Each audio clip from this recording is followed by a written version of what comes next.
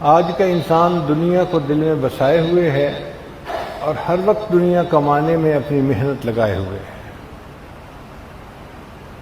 وہ سمجھتا ہے کہ اگر میرے پاس مال زیادہ ہوگا سکون مل جائے گا، اگر میرے پاس خوبصورت بیوی ہوگی سکون مل جائے گا، اگر میرے پاس بڑی زمینیں ہوں گی، باغات ہوں گے، سکون مل جائے گا۔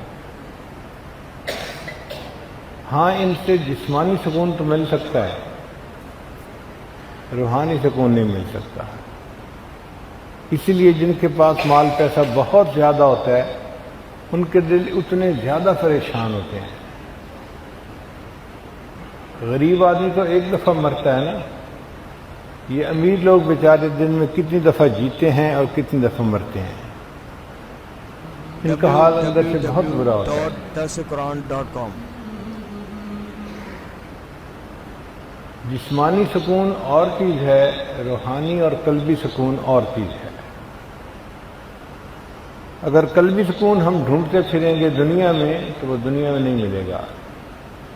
قرآن مجید نے فیصلہ کر دیا، جان لو اللہ کی یاد کے ساتھ دلوں کا اطمینان وابستہ ہے۔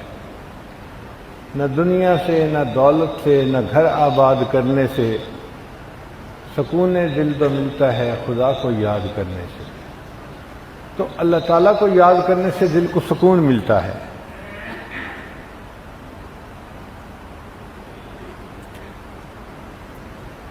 اس لیے فرمایا، اے میرے بندو فاذکرونی اذکرکم، تم مجھے یاد کرو میں تمہیں یاد کروں گا۔ تم مجھے معذرت کے ساتھ یاد کرنا، میں پروردگار تمہیں مغفرت کے ساتھ یاد کروں گا۔ تم مجھے اطاعت کے ساتھ یاد کرو گے تو میں پروردگار تمہیں عنایت کے ساتھ یاد کروں گا۔ تو یہ اللہ تعالیٰ کے ساتھ بندے کا معاملہ ہے، جتنا ہم اللہ کو یاد کریں گے اتنا اللہ ہم پر مہربانیاں فرمائیں گے۔ اس لیے شیطان ذکر کے راستے میں خوب روڑے اٹکاتا ہے۔